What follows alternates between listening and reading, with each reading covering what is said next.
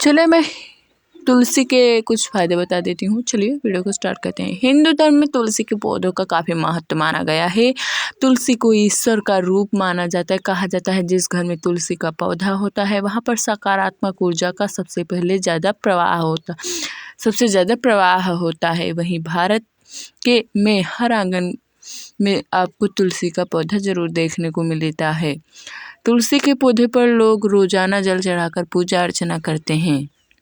तुलसी पूजनीय के साथ साथ औषधीय गुण से भरपूर है, जैसे कि तुलसी के पत्ते खाने से आपके पेट में दर्द नहीं होगा, गैस नहीं बनाएगा और आपके दांत मजबूत होंगे और आपके बालों में काफ़ी वो आता है, आपका शरीर स्फूर्तिवान होता है। आपको तुलसी के पौधे से बहुत फ़ायदा है।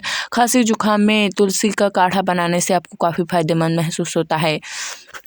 खांसी आने से तुलसी के रस को पीने से आपको काफ़ी वो होता है। खांसी आने पर आप मसाज कर लें तुलसी के रस का तो काफ़ी लाभ होगा। आई होप मेरी वीडियो पसंद है तो लाइक करें। फिर मिलेंगे अगली वीडियो में।